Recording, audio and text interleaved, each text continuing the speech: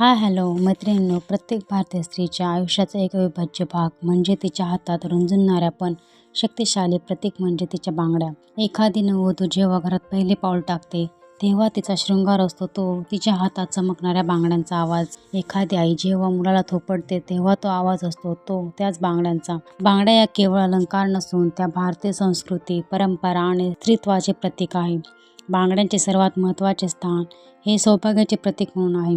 हिंदू धर्मात बांगड्या विशेषतः हिरव्या आणि लाल रंगाच्या विवाहित स्त्रीसाठी सौभाग्याची निशाणी मानल्या जातात. पतीच्या दीर्घायुष्यासाठी आणि कुटुंबाच्या समृद्धीसाठी स्त्रिया बांगड्या घालतात. नववधूच्या आयुष्यातील हा सर्वात मोठा आणि पवित्र शृंगार असतो.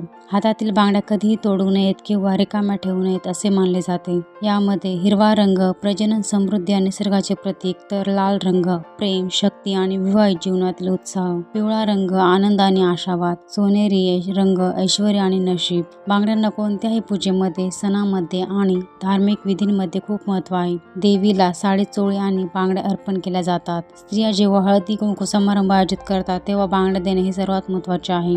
हे केवळ वस्तूचे आदानप्रदान नाही तर एकमेकींना सौभाग्याची कामना देण्याचा एक पारंपरिक मार्ग आहे. बांगड्या फक्त एक धार्मिक नाही तर सामाजिक आणि प्रादेशिक विविधता दर्शवतात. बांगडी ही केवळ विवाहित स्त्रीची ओळख नाही. लहान मुलीला जेव्हा पहिल्यांदा बांगडी घातली जाते तेव्हा तिचे बालपण सुरू होते. महाराष्ट्रात हिरव्या काचेच्या बांगड्यांना विशेष महत्त्व आहे. बंगालमध्ये पांढऱ्या शंखापासून बनलेल्या शाखा आणि लाल रंगाच्या पोला बांगड्या विवाहित स्त्रीची ओळख आहेत.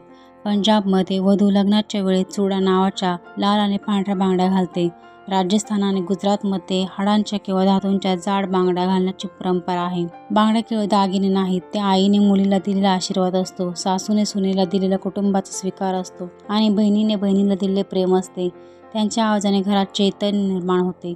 बांगड्यांचा किणकिणाट सकारात्मक ऊर्जा आणि घरात स्त्रीचे अस्तित्व दर्शवतो. आपले पूर्वज केवळ भावनिक विचारांनी नव्हे तर शास्त्रीय दृष्टिकोनातूनही परंपरा निर्माण करत होते. परंतु आजकाल डेली रुटीनमध्ये बायकांना हातामध्ये एकच बांगडी वेअर करायला आवडते. त्यासाठी ह्या बांगड्या किंवा कडे बेस्ट ऑप्शन आहेत, ज्या तुम्ही 6 मंथपेक्षा जास्त दिवस कंटिन्युअसली वेअर केले तरी त्यांची पॉलिश जात नाही.